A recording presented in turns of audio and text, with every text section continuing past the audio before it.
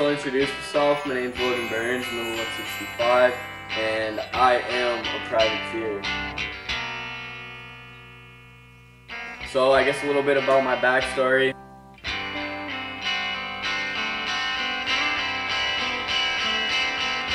This trip has always been a dream of mine since I was a little kid. Can you treat it like an oil well? When it's underground, out of sight. And if the sight is just a horse sign, can it make enough sense? I graduated high school too early and started working full time when I was 16, and then when I turned 17, I moved away to Chapleau. That's when I worked as a rock truck operator for a while, building logging roads. Yeah, and it paid really well, so it was good. I worked 12-hour shifts, so parents helped me out as much as any parents could. I mean, I was always on some pretty beat up bikes, but the last couple of years, when I had this dream of mine to go across Canada and race all the professional rounds as a pro dirt bike rider, I knew I had to take matters into my own hands, I guess you could say. You're basically bought as a shell with not even anything that would pass safety here in Canada, so it was definitely a lot of work and a lot of hours, but it was pretty sweet. So I guess the whole point of this trip was, you know, like I had to prove to myself that, you know, you don't need this stuff, you don't need all this money, you don't need all this help, you don't need anybody but your own to help.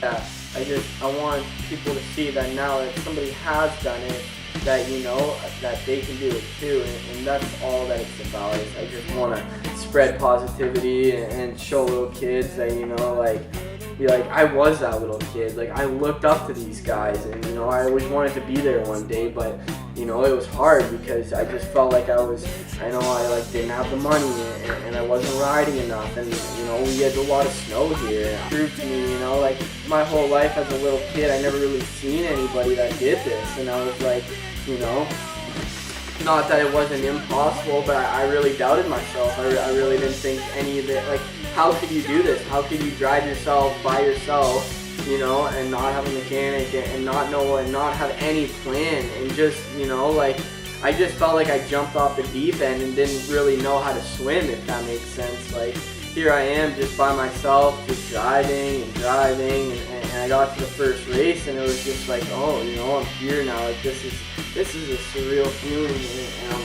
I'm scared, like genuinely terrified. So.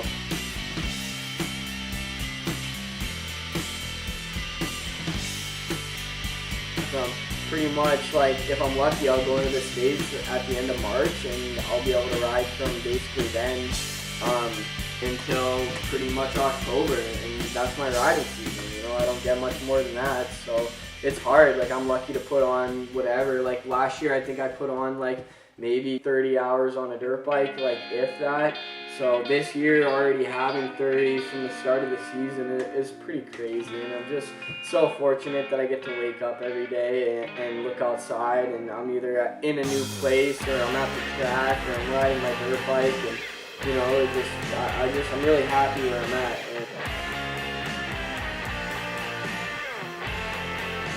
Crazy time to live in, and you know, we're only young once. We only get this life once, so you got to really make the most of it, because, you know, you just.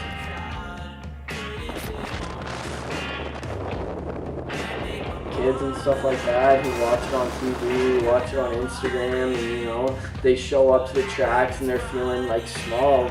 You know, that you feel small. You do. You really do. From that perspective, you feel insignificant. You know, you see your name on the leaderboard and you're in whatever second from last. You're in last. You know, like that hurts. It's hard to look at that, because you feel like you're putting in everything you got. You're giving it 110 out there, but, you know, you get on pump, or your bike breaks, or, you know, it's hard. You haven't ridden clay. Like, I grew up only riding sand. I never touched a clay track till I was on super minis, you know, like, it was hard. It was hard to learn all that stuff so late because I didn't know. My parents never rode dirt bikes. You know, I always had this dream of this is what I wanted to do, and I knew that this is my end goal. I'm a professional motocross racer. Like, it's crazy to say that. It's cool. So, you know, I just want little kids to just, you know, like, I want them to watch this video and be like, dude, you know, somebody did it, I can do it. Why can't I do it? You know, this is happening. It happened, you know, like, so anyway, I just want to give people the motivation that I find I had to find in myself because there wasn't a lot of that around. It takes a lot of money to be able to be at the top level. But you know, like my mom and dad both work really good jobs, but they also have, and you know, there's another kid. I got a little sister, you know, like she rides too and stuff like that. So, you know, when I was 17 and I moved out, I really proved to my parents that, you know, I can handle my own and I can live on my own. And like what this whole trip was about was just learning, you know. Spent 6 weeks on the road in a van by myself. You know, cooking, cleaning, eating, finding places to do my laundry, finding grocery stores, you know, and then not even to add the racing part on top of it, you know, like doing my own bike work, checking everything over every day, like, it's just, you know, like, these are the skills that, you know, I learned at such a young age that I'm only going to be able to master when I'm older, right? So that's what it was all about to me, and it was really just about proving that the impossible is possible if you work hard enough, so. And I just wanted to prove to kids who are in my situation, and kids who are in my shoes, who might not have the nicest stuff, who don't have 4 or 5 bikes, you know, only ride once a week. Like when I was working in Chapel, I barely rode like once a week. I'd get lucky, sometimes be able to make it to the races, but it was definitely a long haul. A lot of people thought I was crazy. They asked my mom and stuff like that, like, how could you let your kid drive by himself across Canada and race dirt bikes? And, you know, like, my mom's always answered that was, you know, he works hard and, you know, he's supporting himself. So, I mean, if he thinks he can do it, then who's gonna stop him, right? So, I've always been a pretty stubborn kid growing up, you know. People tell me no and stuff like that. You gotta prove them wrong. And, you know, like, I haven't really seen it. I didn't think it was possible. And you know, I just want little kids to be able to look at that and, you know, like, even if they don't have brand new bikes and their dad isn't taking them to the races every single weekend, and, you know, you're just not as fortunate as some of these big motorhomes and this family. Like, you know, it's hard not being there with my parents and friends and nobody that I know. Like, it really is scary. Like, I mean, I didn't know what to do, and I just tried to not think about it, and I was there on a mission, and that was my only goal, was to achieve it, and just qualifying it, and let alone to do this good.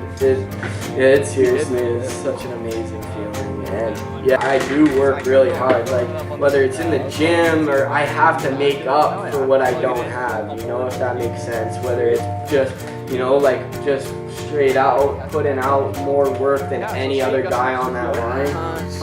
If I just grind and grind and grind, I'll finally be able to get there one day. And, you know, that's the dream of mine, is to make motocross a job and stuff like that. And I feel like I'm on somewhat of a track to that way. And at the same time, if nothing ever comes out of this, I put in a solid effort.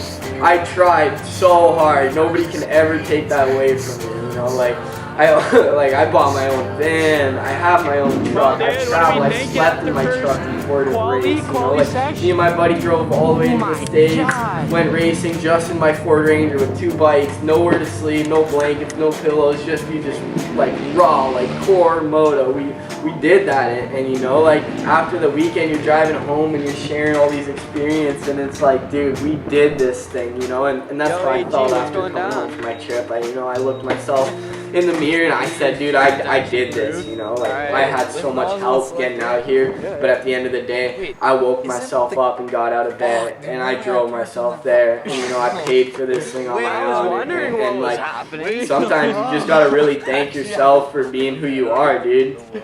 You gotta appreciate yourself, you gotta appreciate the stuff you do, and in moto, I feel like a lot of us have that mentality where we're never good enough. There's always better. You can win the first moto, well, now you gotta win win the second moto. You can win the second moto, now you got to win the championship. There's always something more. And I feel like we're really hard on ourselves as moto kids and stuff like that. And I struggled a lot with that growing up, was just never feeling like I was good enough to do good. And I feel like, you know, we got to really look back and take the time to be like, you know, like we did this, you know, I did this, you know, I worked hard to be here. And that's really all that matters. To be successful at anything, the truth is you don't have to be special. You just have to be what most people aren't. Consistent, determined, and willing to work for it. No matter who you are, there are bumps and hits and bruises along the way. Nothing in life of significance is ever accomplished